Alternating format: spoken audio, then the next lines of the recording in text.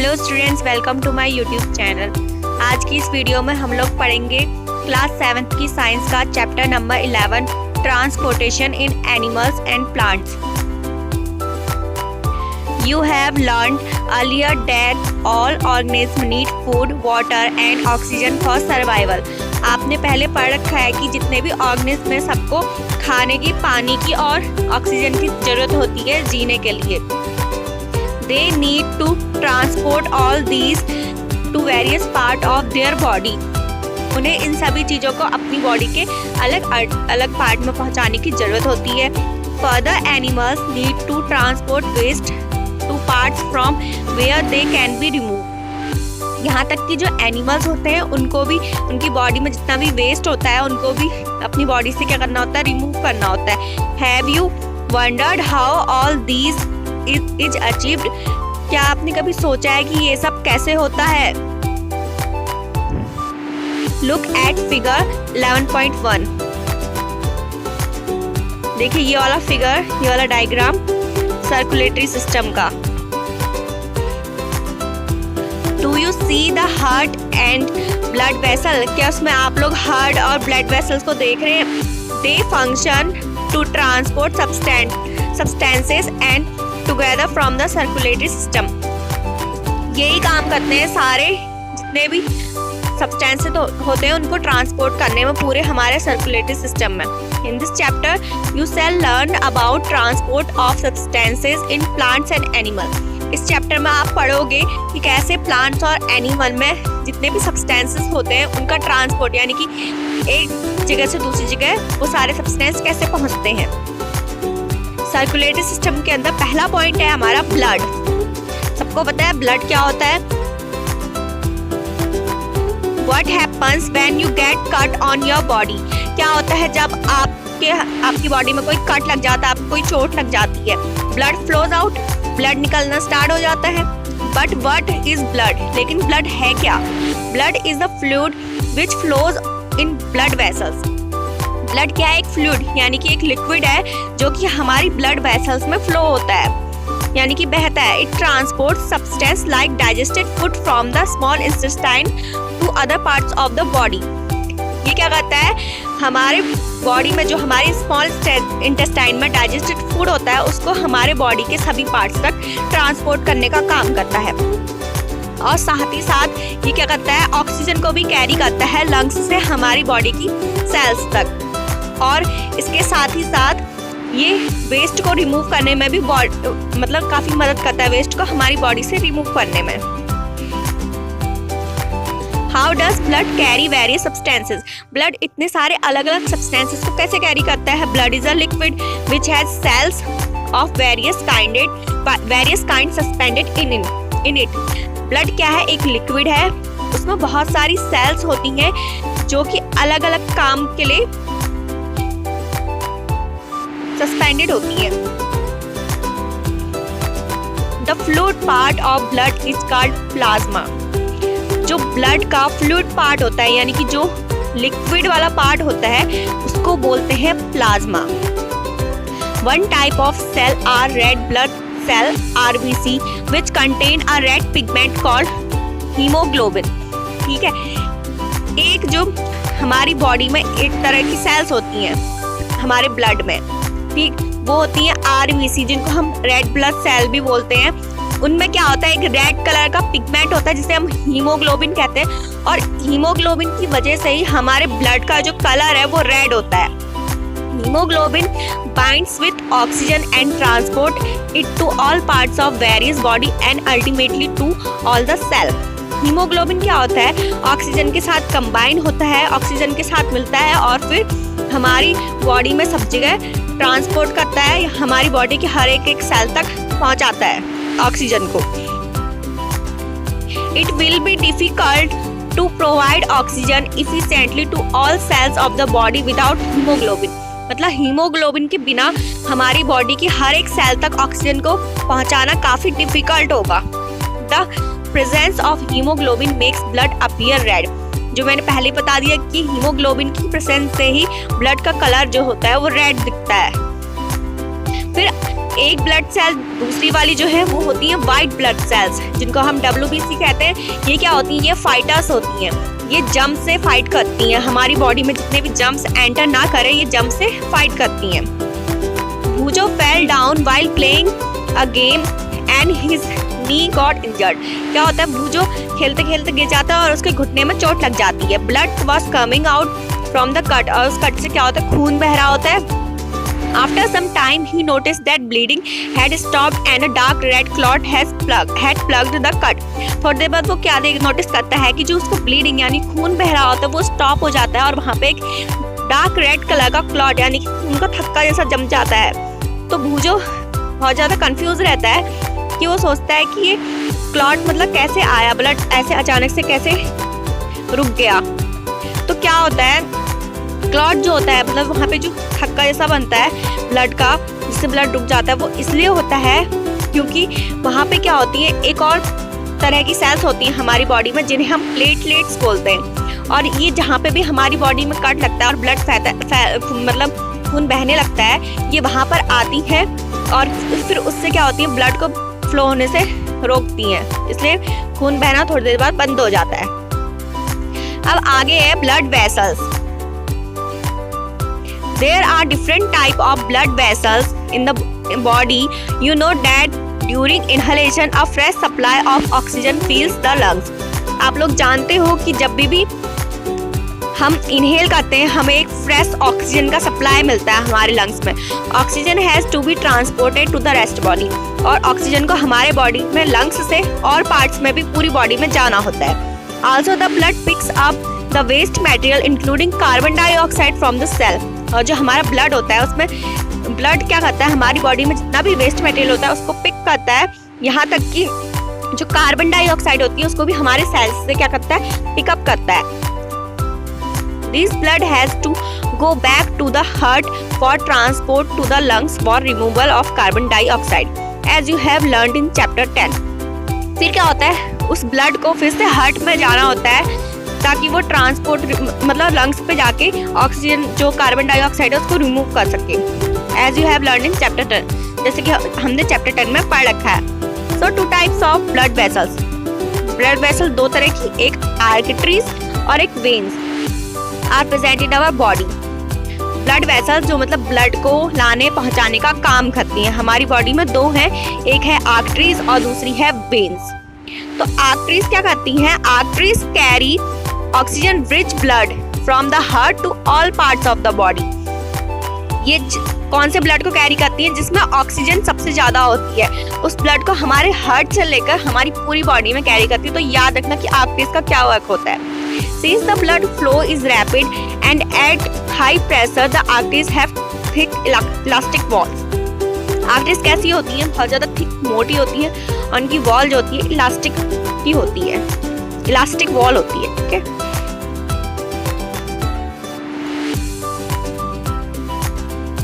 जो एक normal person होता है, ठीक है, जब हम रेस्ट पे होते हैं, जब हम रेस्ट कर रहे होते हैं तो हमारा पल्स रेट जो होता है वो 70 से 80 टाइम जो होता है 72 से 80 टाइम्स बीट करता है पर मिनट।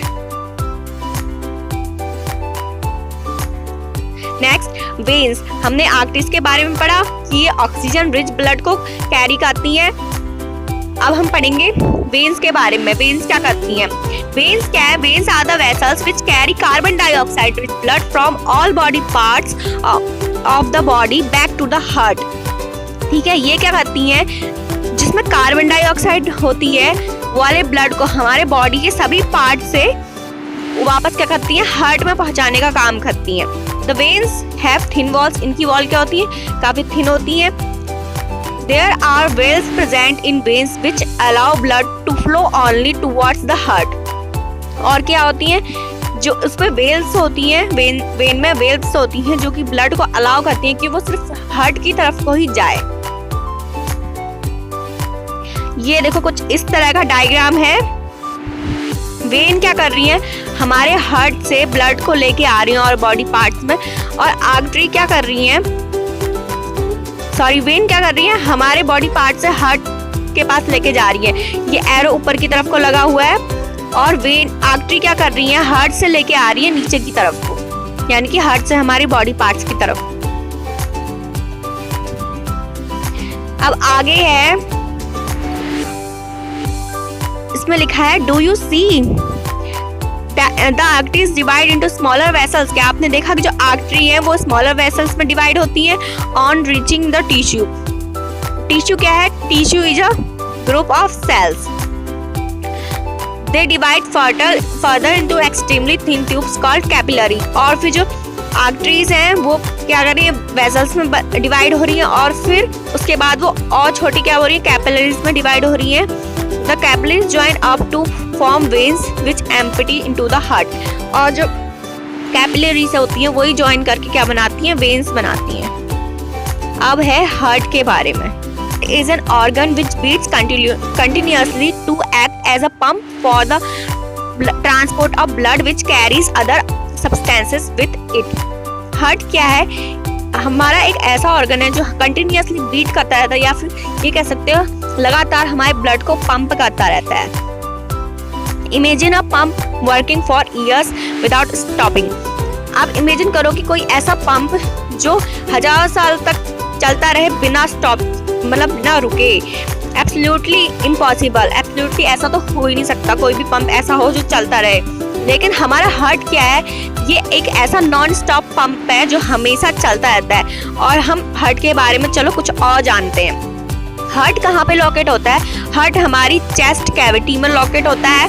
और कहाँ होते हैं?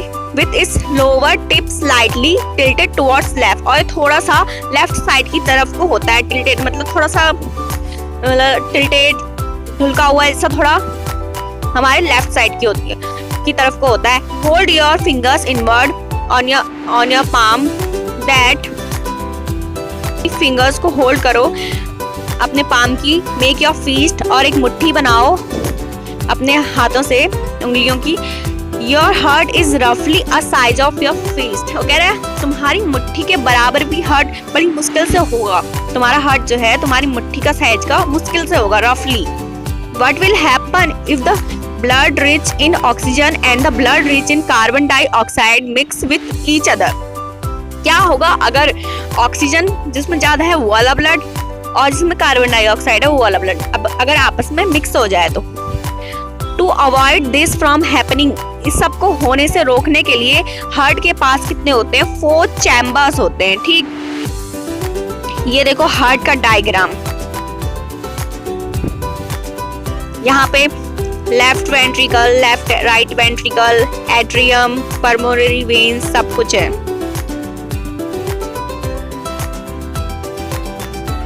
इसके बाद ऊपर है heart has 4 chambers. The 2 upper chambers are called आर्टिया। जो ऊपर वाले 2 चैम्बर्स होते हैं हम उनको एट्रिया बोलते हैं। खाली एक अकेले को हम बोल देंगे एट्रियम और दोनों को साथ में बोलते हैं एट्रिया। और जो लोअर चैम्बर्स होते हैं उनको बोलते हैं ventricles. The partition between the chambers helps to avoid mixing up of blood rich in oxygen with the blood in carbon dioxide. ये जो चैम्बर है ये हेल्प करते हैं कि ब्लड आपस में मिक्स ना हो। ठीक है, कौन सा? ऑक्सीजन वाला और कार्बन डाइऑक्साइड वाला। और ये हार्ट बहुत ज्यादा इंपॉर्टेंट है, 10th में भी है, ये 10th में भी पढ़ोगे आप इसके बारे में। To understand the functioning of the circulatory system start from the right side of the heart in figure. Okay, 11.3 and follow the arrows. These arrows show the direction of the blood from the heart to the lungs and back to the heart from where it is pumped to the rest of the body. वो कह रहे हैं वहाँ पे आप diagram देखो, उसमें arrow दिखा रखे हैं कि ब्लड कैसे कैसे फ्लो होता है हमारी बॉडी में। अब आगे है अगला topic, heart beat. The walls, जो हमारे हार्ट के चैम्बर होते हैं उनकी वॉल जो है मसल्स से मिलकर बनी होती है। The muscles contract and relax rhythmically, मतलब मसल्स जो है कॉन्ट्रैक्ट यानी कि सिकुड़ती हैं और रिलैक्स होती हैं रिदम से। The rhythmic contraction followed by its relaxation constitute a heart beat. और उनका ये रिदम जो है उसी को हम हार्ट बीट बोलते हैं। Remember that heartbeat continues every moment of our life. कह रहे हैं ये याद रखना हमेशा कि जो हार्ट बीट है वो हमेशा कंटिन्यू रहती है. If you place your hand on the side of your chest, you can feel your heartbeat. अगर आप अपना हाथ लेफ्ट साइड पे रखोगे अपनी चेस्ट पे तो आप अपनी हार्ट बीट को फील करोगे. The doctor feels your heart beat with the help of an instrument called stethoscope. जो डॉक्टर हमारी हार्ट बीट को जिस इंस्ट्रूमेंट से मेजर करते हैं उसे स्टेथोस्कोप बोलते हैं. A doctor use the stethoscope as a device to amplify the sound of the heart. इस डिवाइस को डॉक्टर इसलिए यूज करते हैं ताकि वो उसकी साउंड को हार्ट बीट की हमारी साउंड को अच्छे से सुन सकें. It consist of chest piece that carries a sensitive diaphragm, 2 earpieces and a tube joining the parts. Doctor can get clues about the condition of your heart by listening through a stethoscope. Heart beat को सुन के आपके heart beat को सुन के वो पता लगा सकते हैं कि आप किस तरह की प्रॉब्लम है पेशेंट को. Let us construct as a model of stethoscope with the materials that are available around us. नीचे एक्टिविटी में वो बोल रहे हैं कि हमारे पास जो मटेरियल हैं उनसे हम एक स्टेथोस्कोप बनाने की कोशिश करते हैं.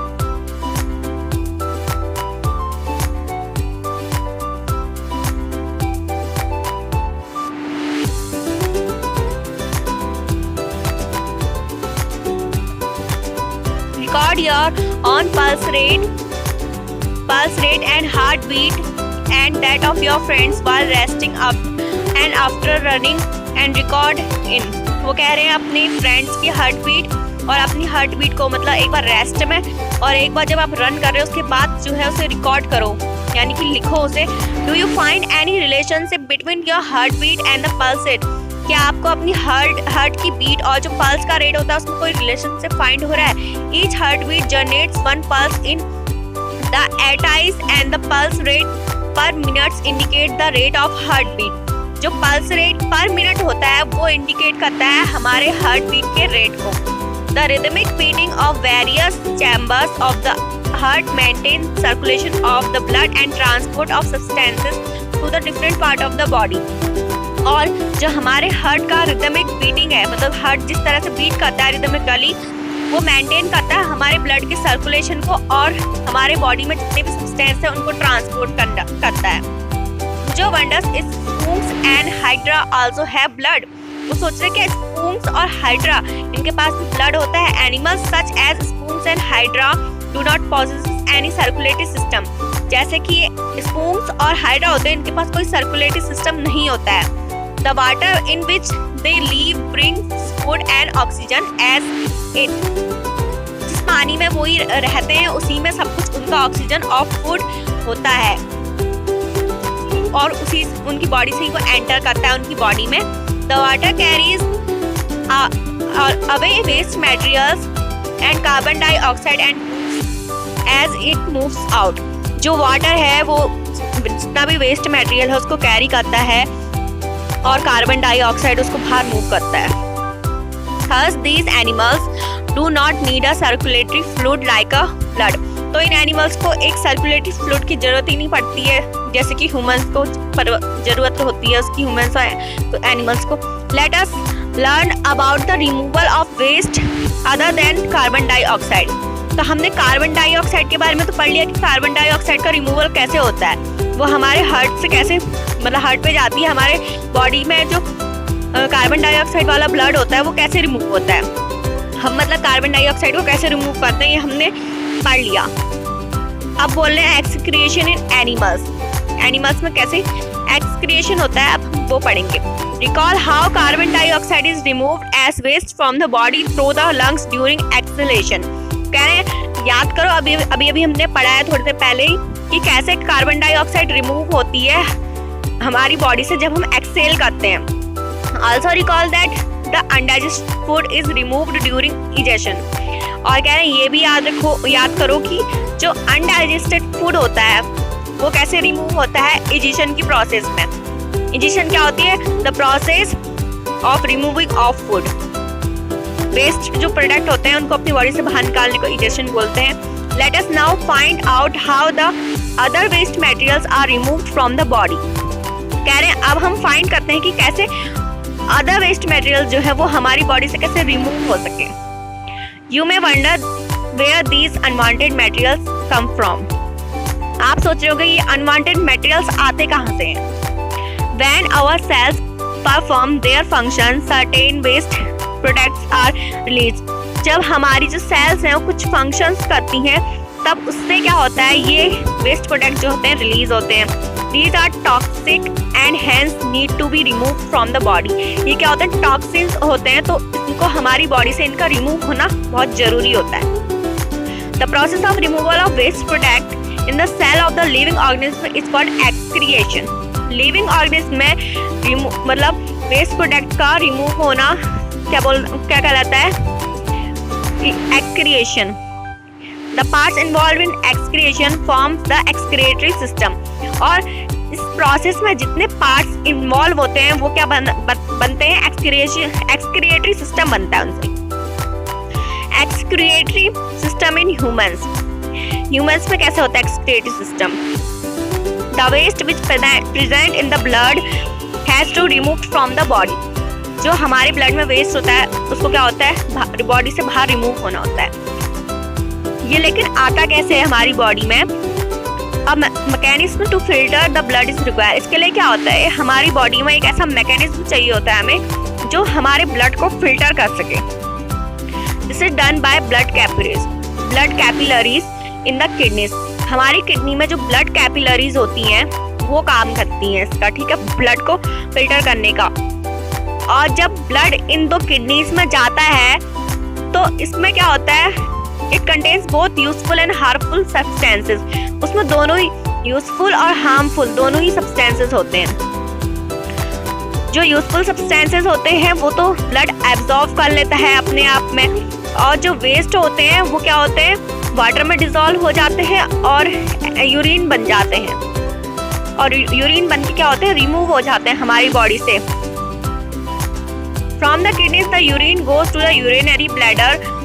और हमारी किडनी से यूरिन कहाँ जाता है, उसके बाद यूरिनरी ब्लैडर में जाता है. ये देखो किडनी का स्ट्रक्चर है.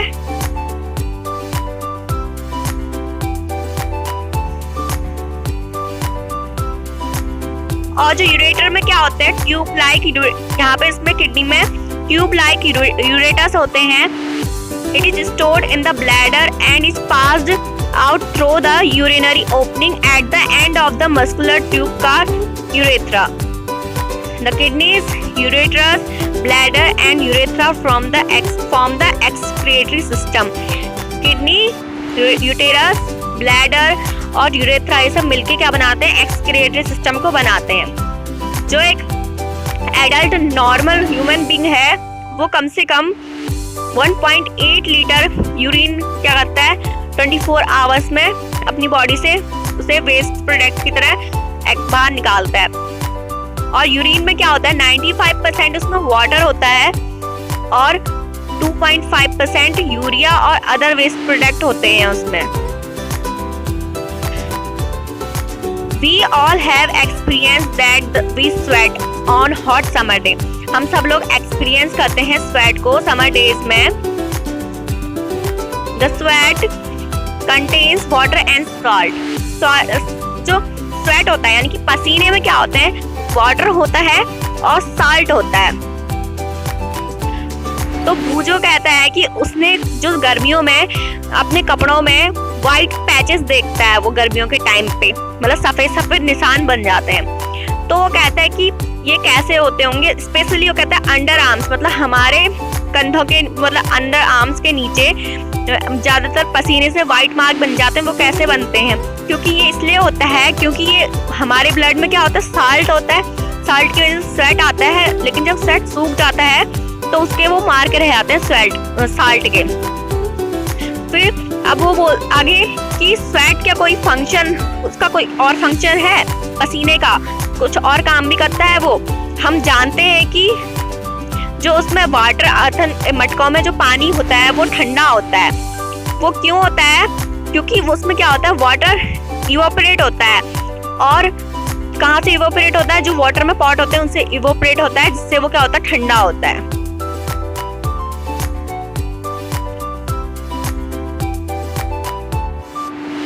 इसको भी पढ़ लेते हैं। The way in which chemical waste are removed from the body of the animal depend on the availability of water। मतलब कि जो वेस्ट, केमिकल वेस्ट है, वो हमारी बॉडी से रिमूव होते हैं तो एनिमल के किसी भी, तो डिपेंड करता है कि उसमें पानी की, मतलब बॉडी में पानी कितना की अवेलेबिलिटी कितनी है। जैसे एक्वेटिक एनिमल्स होते हैं, जैसे कि फिश होती हैं, वो एक्सक्रिएट करती हैं वेस्ट को अमोनिया की तरह, विच डायरेक्टली डिसॉल्व इन वाटर, जो कि तुरंत ही पानी में घुल जाता है उनका वेस्ट। जैसे कि कुछ एनिमल्स होते हैं, बर्ड्स, लिजार्ड, स्नेक, ये क्या करते हैं? बहुत ही कम, मतलब इनका एक्सक्रिएशन बहुत ही कम होता है, क्योंकि ये खुद भी साइज में बहुत छोटे होते हैं, इसलिए इनका वेस्ट प्रोडक्ट भी बहुत कम निकलता है। और इनका क्या होता है? वेस्ट ज्यादा तक व्हाइट कलर का एक कंपाउंड सा होता है, यूरिक एसिड होता है वो। The major excretory product in human is urea. और जो ह्यूमंस ज्यादा एक्सक्रिएट करते हैं, जिस प्रोडक्ट को अपनी बॉडी से वेस्ट के रूप में बाहर निकालते हैं, वो क्या होता है? ज्यादातर उसमें यूरिया होता है। Sometimes a person kidneys may stop working due to infection और injury। इंसानों की किडनी होती है, वो वर्क करना स्टॉप कर देती है, या तो इन्फेक्शन हो जाता है उसमें, या कोई इंजरी आ जाती है। तो जब किडनी फेल हो जाती है तो वेस्ट प्रोडक्ट जो होते हैं वो हमारी ब्लड में ही रह जाते हैं, क्योंकि किडनी में जाते हैं ना वेस्ट प्रोडक्ट। तो वो पर्सन क्या होते हैं? उन पर्सन ज्यादा सरवाइव नहीं कर पाते हैं। अगर उनके ब्लड को कोई फिल्टर नहीं होता रहे, मतलब कोई उनका ब्लड फिल्टर ना करे, तो वो ज्यादा जी नहीं पाएंगे। इसलिए उनका ब्लड जो है लगातार फिल्टर होता रहता है। और उनको एक आर्टिफिशियल किडनी लगाई जाती है, और आर्टिफिशियल मतलब नकली किडनी जो डॉक्टर्स लगाते हैं। और उस प्रोसेस को, जो नकली किडनी लगाते हैं, उस प्रोसेस को बोलते हैं डायलिसिस।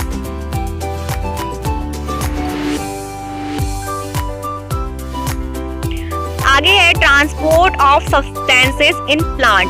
अब प्लांट्स में जो सब्सटेंसेस होते हैं अलग अलग, उनका फूड एक जगह से दूसरी जगह कैसे जाता है? हमें पता है फूड पत्तियां बनाती हैं, लेकिन वो पूरे प्लांट में कैसे जाता है?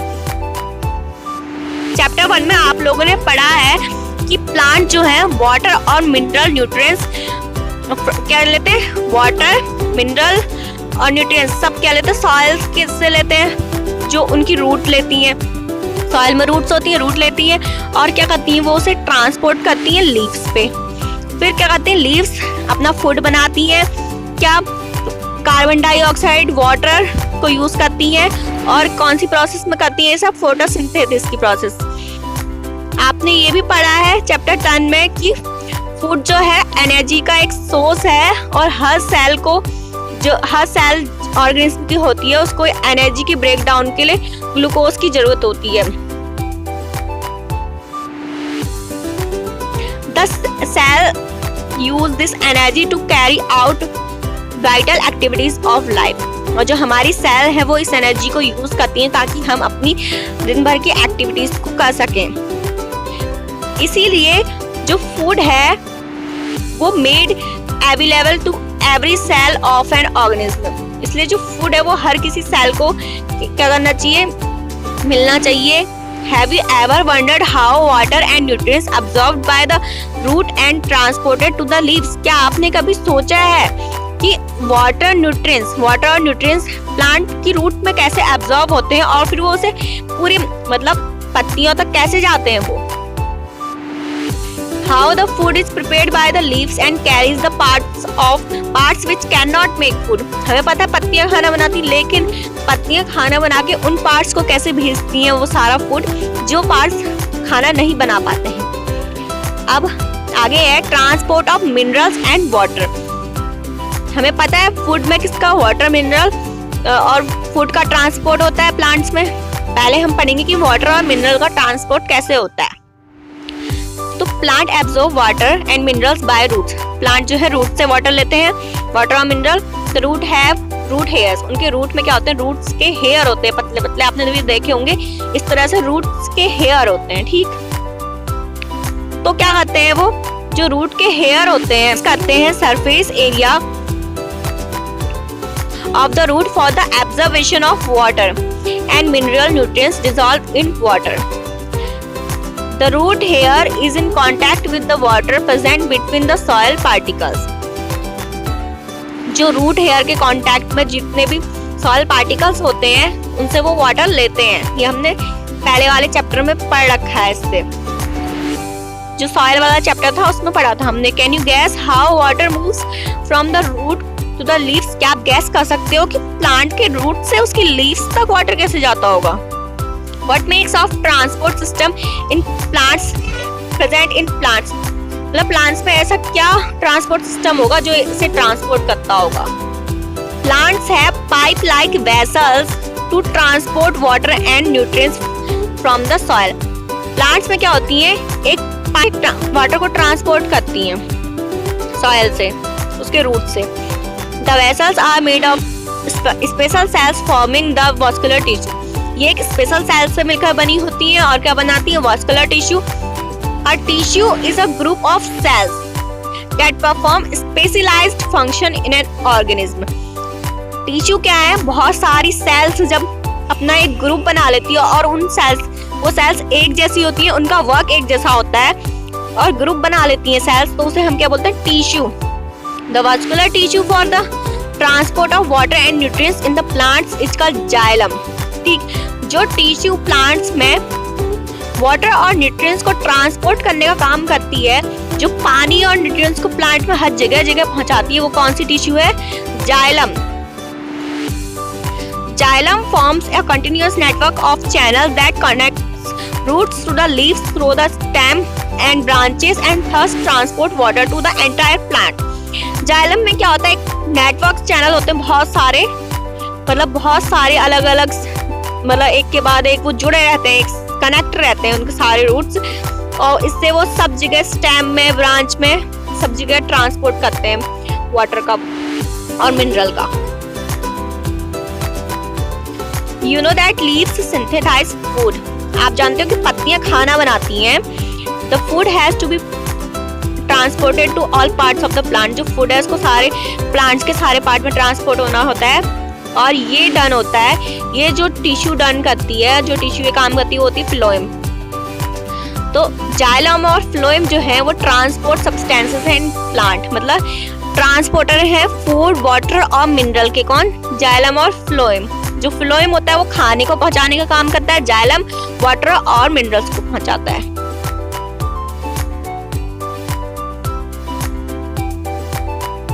अब हम पढ़ेंगे transpiration. In class 6 you have learned that plant release a lot of water by the process of transpiration. आपने क्लास 6 में पढ़ा है कि प्लांट बहुत सारा पानी छोड़ते हैं ट्रांसपीरेशन की प्रोसेस से। Plant absorb mineral, nutrients and water from the soil. ये तो हम सभी जानते हैं कि वो प्लांट जो है मिनरल लेते हैं, न्यूट्रिएंट्स लेते हैं सॉइल से। Not all the water absorbed is utilised by the plant. जितना भी पानी जो है प्लांट अपनी रूट से लेता है वो सारा वो यूटिलाइज, मतलब उसका यूज नहीं करता है। The water evaporates through the stomata present on the surface of the leaves. जो वाटर एब्जॉर्ब होता है, एवापोरेट्स मतलब लीव से बाहर निकल के जो हवा में एवापोरेट हो जाता है, वो किससे होता है? स्टोमेटा से होता है। स्टोमेटा कहाँ पे होते हैं? लीव्स के सरफेस पे जो छोटे छोटे छेद होते हैं, इनको हम स्टोमेटा कहते हैं। इस प्रोसेस को क्या बोलते हैं?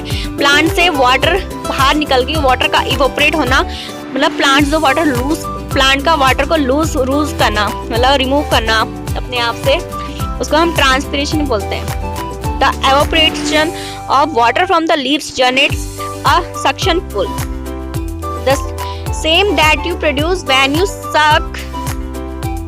सक वाटर थ्रू अ स्ट्रॉ।